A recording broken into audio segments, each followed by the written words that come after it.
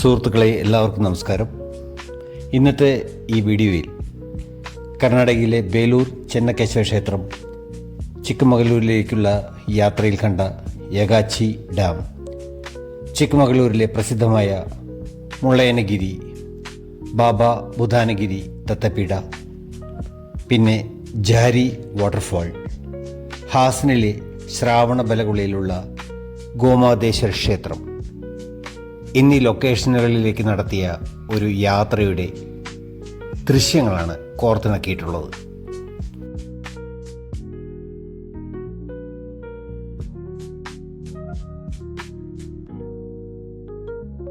യാത്രയിൽ കണ്ട ഒരു തടാകത്തിൻ്റെ ദൃശ്യമാണിത്.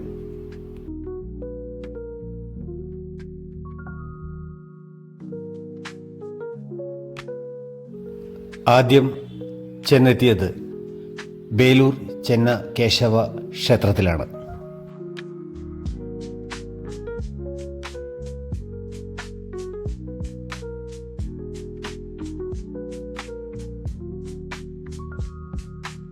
കർണാടകയിലെ ഹാസൻ ജില്ലയിൽ ബേലൂർ എന്ന സ്ഥലത്താണ് ഈ ചെന്നകേശവ ക്ഷേത്രം സ്ഥിതി ചെയ്യുന്നത്.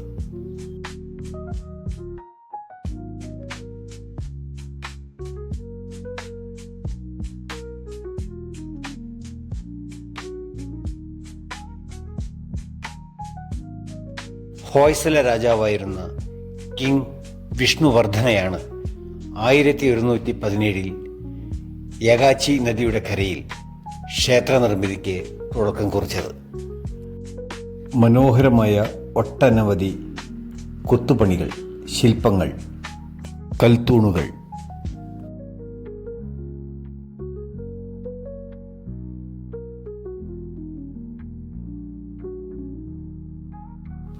ഹോയ്സല രാജവംശത്തിൻ്റെ 3 ജനറേഷനുകൾ 103 വർഷമെടുത്തു പണിതീർക്കുവാൻ.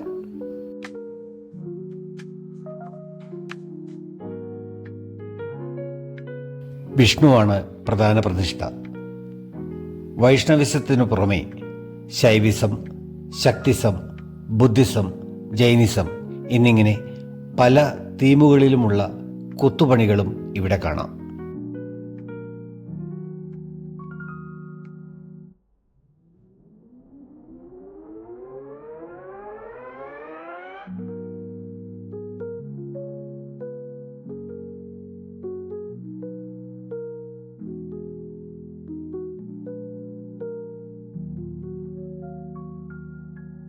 മാത്രമല്ല മഹാഭാരതം, രാമായണം എന്നിങ്ങനെ പുരാണങ്ങളുടെ അവതരണങ്ങളും.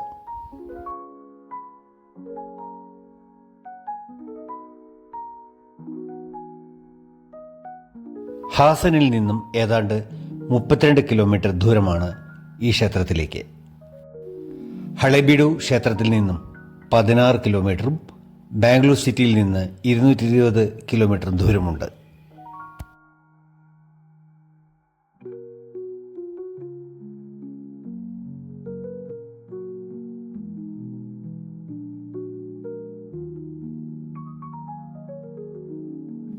CE 1000 ആണ്ട് മുതൽ CE 1346 വരെയാണ് ഹോയ്സല രാജവംശം നിലനിന്നിരുന്നത് എന്ന് വിക്കിപീഡിയ പറയുന്നു.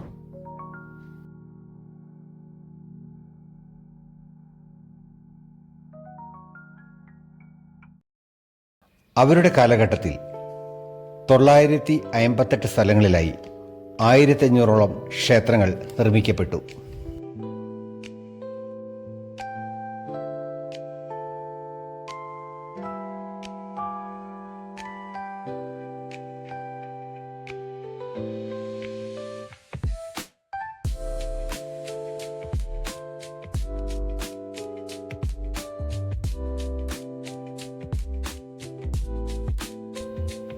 ചരിത്രാന്വേഷികൾ ഏതാണ്ട് 118 ലിഖിതങ്ങൾ ഈ ചെന്നകേശവ ക്ഷേത്ര സമുച്ചയത്തിൽ നിന്നും കണ്ടെടുത്തിട്ടുണ്ട്.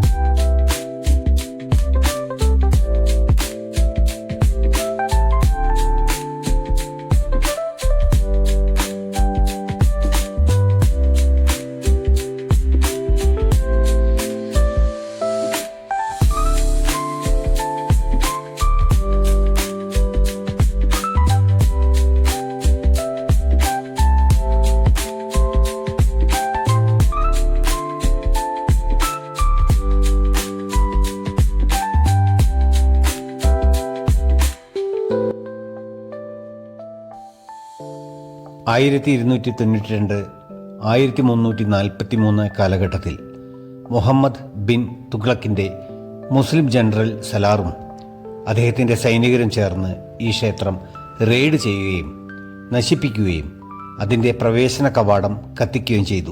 പിന്നീട് വിജയനഗര രാജാവ് 1387 ക്ഷേത്രത്തിൻ്റെ അറ്റകുറ്റപ്പണികൾ നടത്തുകയും 1397 7 നിലകളുള്ള പ്രവേശന ഗോപുരം പണി കഴിപ്പിക്കുകയും ചെയ്തു. പക്ഷേ വിജയനഗര സാമ്രാജ്യത്തിൻ്റെ അധഃപതനത്തോടെ ഈ ക്ഷേത്രം വീണ്ടും ആക്രമിക്കപ്പെട്ടു. 1709 വീണ്ടും അറ്റകുറ്റപ്പണികൾ നടത്തപ്പെടുകയും 1717 1736 പുതിയ കൂട്ടിച്ചേർക്കലുകൾ ഉണ്ടാവുകയും ചെയ്തു എന്ന് ചരിത്രം. 1935 അന്നത്തെ മൈസൂർ ഗവൺമെൻറ് വാഡിയാർ രാജകുടുംബത്തിൻ്റെ സഹായത്തോടെ ഇന്നത്തെ നിലയിൽ ആക്കിയെടുത്തു ഈ ബൃഹത്തായ ക്ഷേത്ര സമുച്ചയത്തെ.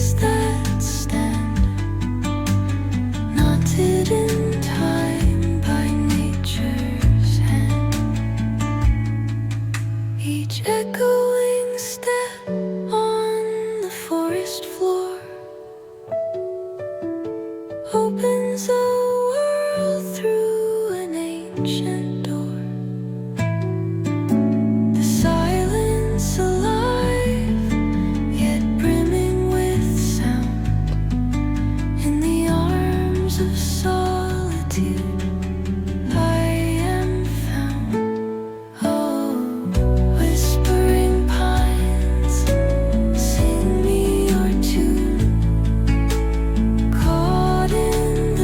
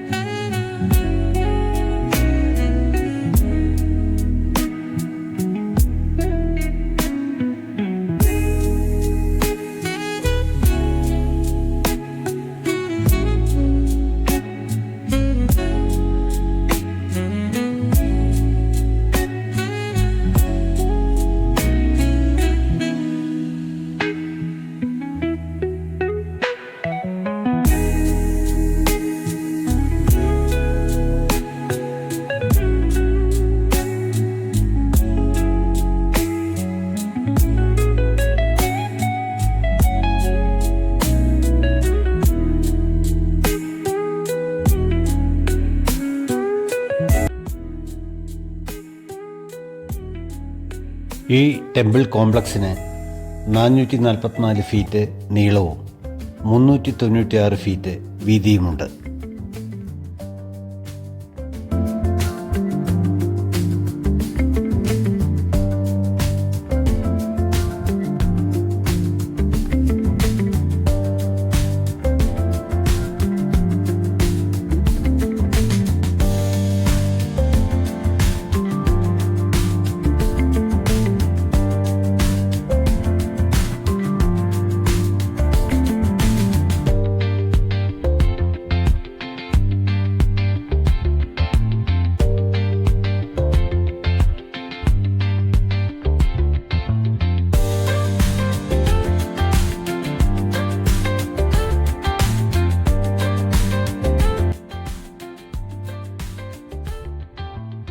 കാലത്ത് 7 മണി മുതൽ വൈകിട്ട് 8 മണി വരെയാണ് സന്ദർശകർക്കുള്ള വിസിറ്റിംഗ് സമയം.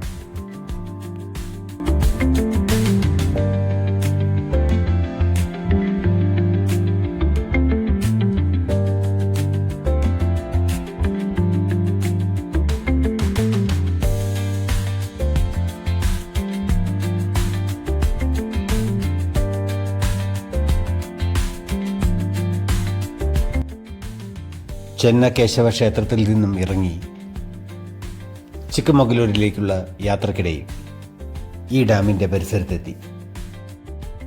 ഇതിൻ്റെ പേര് യഗാച്ചി ഡാം എന്നാണ്.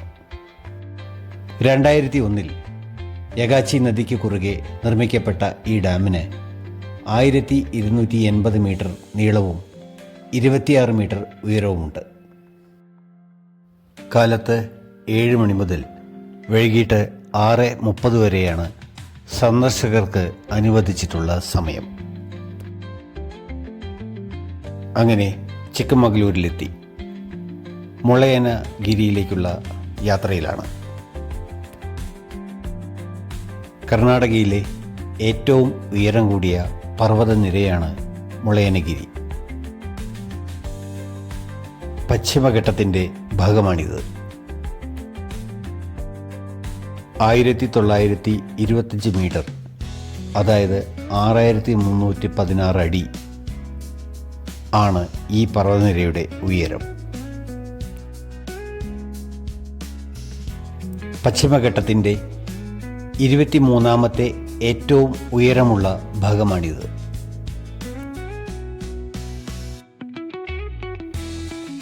മുള്ളപ്പസ്വാമി എന്ന പേരുള്ള ഒരു ഋഷിവര്യൻ ഈ പർവ്വതനിരയുടെ മുകൾ തട്ടിൽ ഒരു ഗുഹയിൽ മെഡിറ്റേഷൻ ചെയ്തിരുന്നതായും അദ്ദേഹത്തിൻ്റെ പേരിലാണ് ഈ മലനിര അറിയപ്പെടുന്നതെന്നും അറിയാൻ കഴിഞ്ഞു.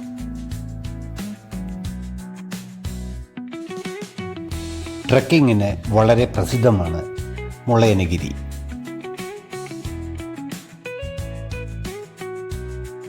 റോഡ് മാർഗം ഏതാണ്ട് മുകളറ്റം വരെ എത്താമെങ്കിലും വീണ്ടും 500ഓളം പടവുകൾ കയറി വേണം അവസാന പോയിന്റിലെത്തുവാൻ.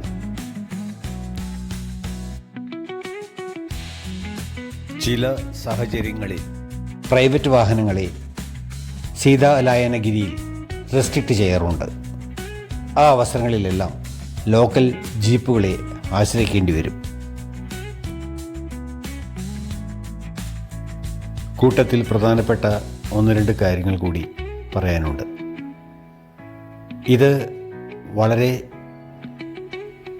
എക്സ്പീരിയൻസ്ഡ് ആയിട്ടുള്ള, അല്ലെങ്കിൽ ഹിൽ സ്റ്റേഷനുകളിൽ പോയിട്ടും ഹെയർ പിൻ ബെൻഡുകളുള്ള റോഡുകളിൽ വണ്ടി ഓടിച്ചും പരിചയമുള്ളവർ മാത്രമേ ഈ മലയുടെ മുകളിലേക്ക് വാഹനം ഡ്രൈവ് ചെയ്ത് പോകാവൂ. വളരെ സൂക്ഷിച്ച് സാവധാനം വേണം ഡ്രൈവ് ചെയ്യുവാൻ.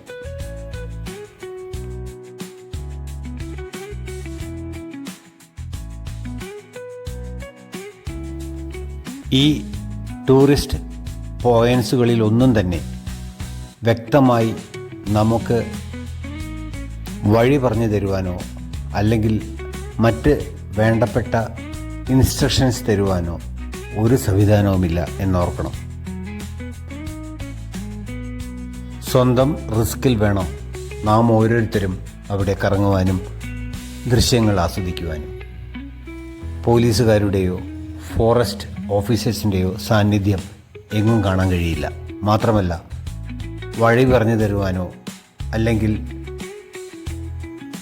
മറ്റേതെങ്കിലും തരത്തിലുള്ള ഇൻസ്ട്രക്ഷൻ തരുവാനോ സൈൻ ബോർഡുകൾ പോലും അവിടെയില്ല.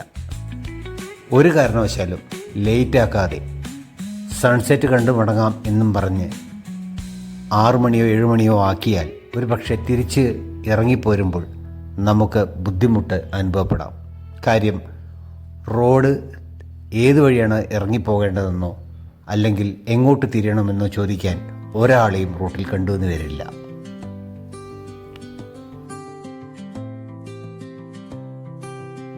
വളരെ ഭംഗിയുള്ള ദൃശ്യങ്ങളാണ് നമുക്ക് എങ്ങും കാണുവാൻ കഴിയുക. വാഹനം നിർത്തി ഫോട്ടോ എടുക്കാനും വീഡിയോ എടുക്കാനും നമുക്ക് തോന്നുന്നത് സ്വാഭാവികം. നല്ല തണുത്ത കാറ്റും ശുദ്ധമായ ഓക്സിജനും പച്ചപ്പും മലനിരകളും കണ്ട് ഒരിക്കലും തിരിച്ചു പോരുവാൻ നമുക്ക് തോന്നില്ല. ഒരു തവണ പോയാൽ ഒരുപക്ഷെ നമ്മൾ മറക്കുകയുമില്ല.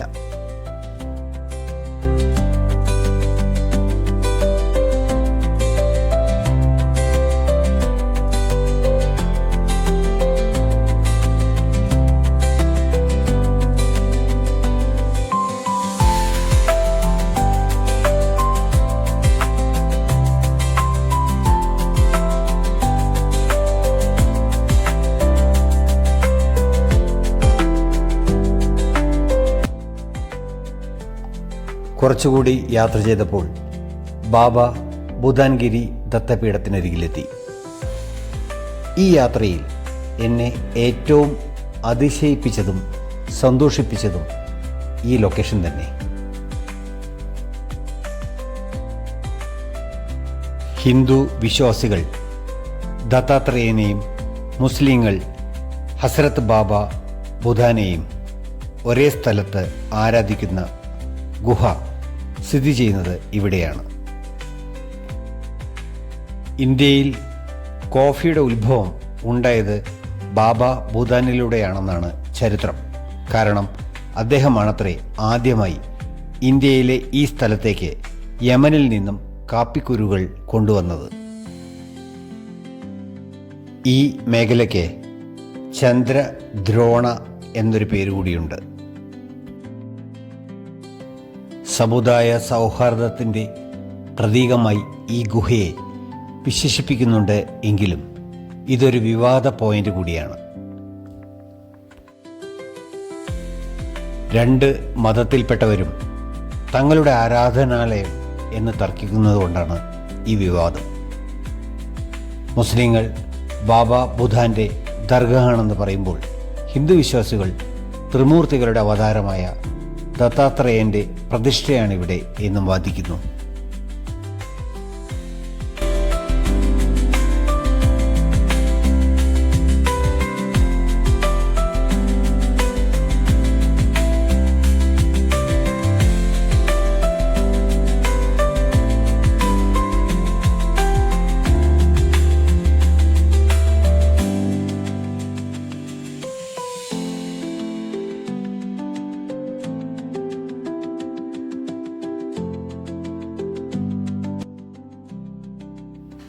ഇതാണ് ചിക്കമഗളൂരിലെ പ്രസിദ്ധമായ Z point. A premier moderately challenging trekking destination എന്ന് വിശേഷിപ്പിക്കാം. വെസ്റ്റേൺ ഘട്ട്സ് അഥവാ പശ്ചിമഘട്ടത്തിൻ്റെ കെമ്മനഗുണ്ടി ഭാഗമാണിത്. വളരെ മനോഹരമായ സീനറികളും സൂര്യ ഉദയ അസ്തമയങ്ങളും ഇവിടെ നിന്ന് ആസ്വദിക്കാം. മാത്രമല്ല, നല്ല പച്ച ലാൻഡ്സ്കേപ്സ്, നല്ല തണുത്ത കാറ്റ്. പക്ഷേ ഇതിന് മുകളിലെത്തുക എന്നത് അത്ര എളുപ്പമുള്ള കാര്യമല്ല.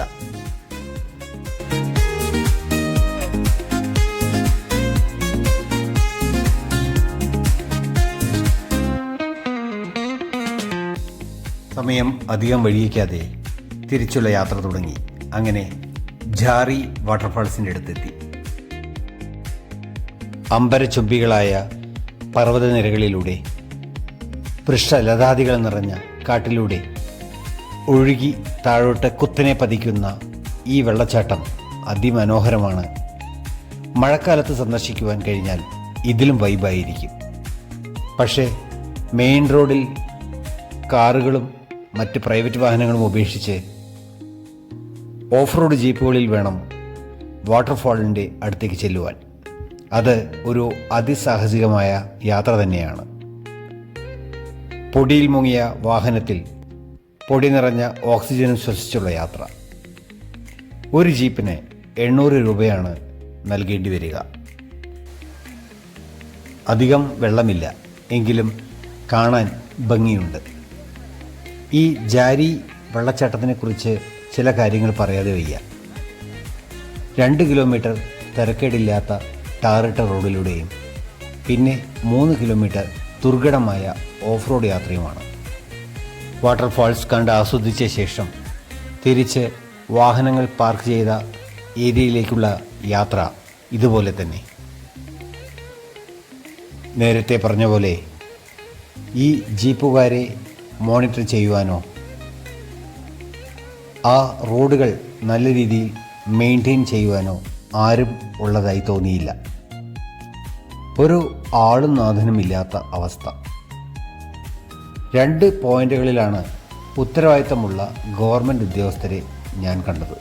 ഒന്ന്, താഴെ മലകയറ്റം തുടങ്ങുന്ന എൻട്രി പോയിന്റിലും പിന്നെ ബാബ ബുദാൻഗിരി ദത്തപീഠ ഗുഹയിലേക്കുള്ള ഗേറ്റിൽ.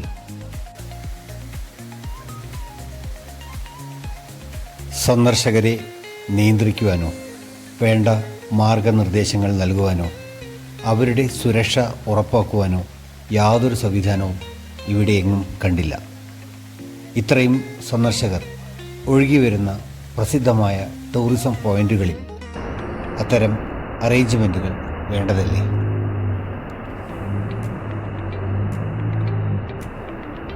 ആർക്കിയോളജിക്കൽ ഡിപ്പാർട്ട്മെൻറ്റ് ഓഫ് ഇന്ത്യ അവർ ഏറ്റെടുത്ത സംരംഭങ്ങളിലെല്ലാം വളരെ വൃത്തിയും ചിട്ടയും കാണാൻ കഴിയും. പക്ഷേ ബാക്കി ഇത്തരത്തിലുള്ള പൊതുവായ ടൂറിസം പോയിന്റുകളിൽ എല്ലാം കണക്ക് തന്നെ.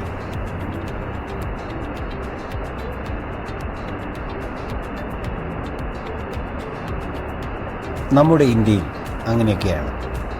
എന്തെങ്കിലും സ്റ്റെപ്സ് എടുക്കണമെങ്കിൽ അത് ആവശ്യപ്പെടുന്ന അല്ലെങ്കിൽ അത് ഡിമാൻഡ് ചെയ്യുന്ന എന്തെങ്കിലും സംഭവിക്കണം.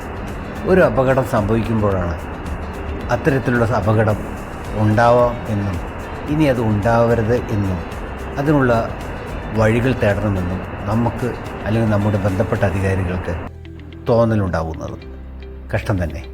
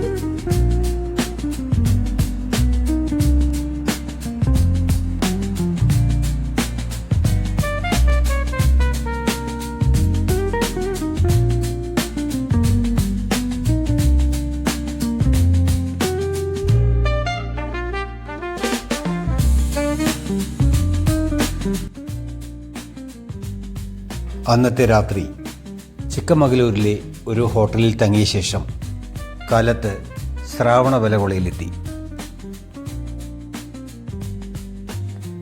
ജെയിൻ കമ്മ്യൂണിറ്റിയുടെ പ്രധാനപ്പെട്ട തീർത്ഥാടന കേന്ദ്രങ്ങളിലൊന്നാണ് ഗോമാതേശ്വര ബാഹുബലിയുടെ ബൃഹത്തായ പ്രതിമ പ്രതിഷ്ഠിച്ചിട്ടുള്ള വിന്ധ്യാഗിരിയിലെ ഈ ക്ഷേത്രം.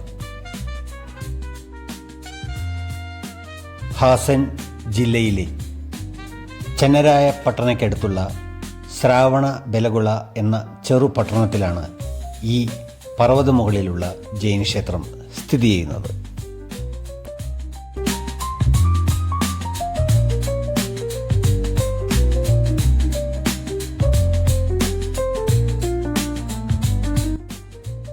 അറുന്നൂറ് മുതൽ 700 വരെയുള്ള സ്റ്റെപ്പുകൾ കയറിയുള്ള യാത്ര അത്ര ആയാസകരമല്ല.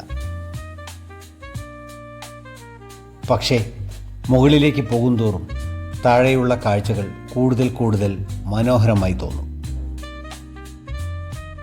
പിന്നെ കയറുമ്പോൾ ഇടവിട്ട് വിശ്രമിച്ച് വേണം കയറുവാൻ. സന്ദർശകർ അക്കാര്യത്തിൽ ശ്രദ്ധിക്കേണ്ടതുണ്ട്. അതിമനോഹര നിർമ്മിതി. ധാരാളം സന്ദർശകർ ഇവിടെ ദിവസമെത്തുന്നുണ്ട്.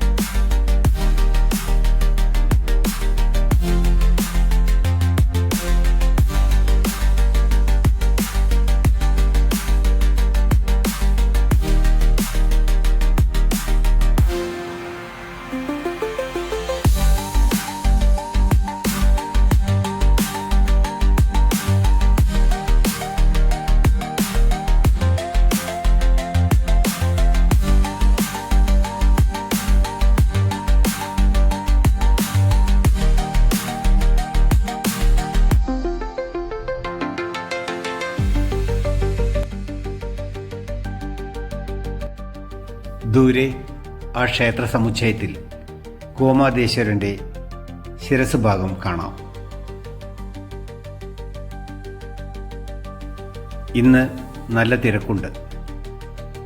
3 ദിവസത്തെ അവധിയാണല്ലോ, ശനിയും ഞായറും, പിന്നെ ജനുവരി 26 റിപ്പബ്ലിക് ഡേയും. അതുകൊണ്ട് തന്നെ നല്ല തിരക്ക് അനുഭവപ്പെടുന്നുണ്ട്. ധാരാളം വിശ്വാസികൾ ക്ഷേത്രത്തിലേക്ക് എത്തുന്നു.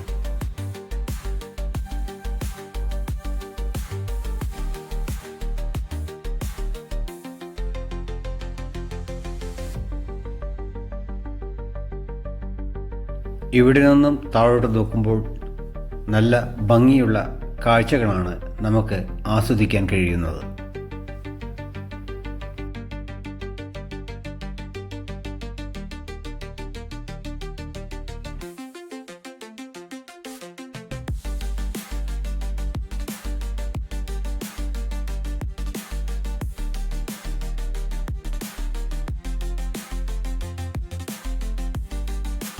ഇതാണ് പ്രധാന ക്ഷേത്രം. ഇതിനകത്താണ് ആ ബൃഹത്തായ പ്രതിമ പ്രതിഷ്ഠിച്ചിട്ടുള്ളത്. ഗോമതേശ്വരൻ്റെ ഈ പ്രതിമയ്ക്ക് 58 അടി ഉയരമുണ്ട്. 12 വർഷത്തിലൊരിക്കൽ ഈ ഹോളി സ്റ്റാച്യുവിൽ മഹാമസ്താഭിഷേകം എന്ന ഗംഭീര ചടങ്ങ് നടക്കാറുണ്ട്. വെള്ളം, അരിപ്പൊടി, മഞ്ഞൾപ്പൊടി, കരിമ്പിൻ ജ്യൂസ്, ചന്ദനം അരച്ചത്, കുങ്കുമം, സ്വർണം, പുഷ്പം എന്നിവ ഉപയോഗിച്ച് ഉള്ള ഒരു ചടങ്ങ്. 2018 ഏറ്റവും അവസാനം മഹാമസ്താഭിഷേകം നടന്നത്. അന്നത്തെ ആ ചടങ്ങിന് പ്രധാനമന്ത്രി നരേന്ദ്രമോദിയും അന്നത്തെ രാഷ്ട്രപതി രാംനാഥ് കോവിന്ദും എത്തിയിരുന്നു. ഇതിനു മുമ്പും ഈ ക്ഷേത്രത്തിൽ നടന്നിരുന്ന ഇത്തരം ചടങ്ങുകളിൽ രാഷ്ട്രീയ പ്രമുഖർ പങ്കെടുത്തിട്ടുണ്ട്.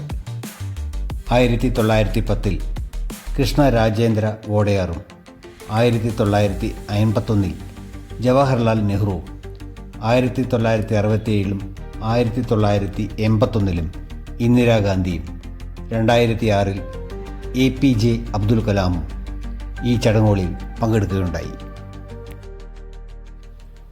ക്ഷേത്ര ദർശനത്തിന് ശേഷം മലയിറക്കം തുടങ്ങി. വലിയൊരു കുളം ചതുര ആകൃതി താഴെ കാണാം.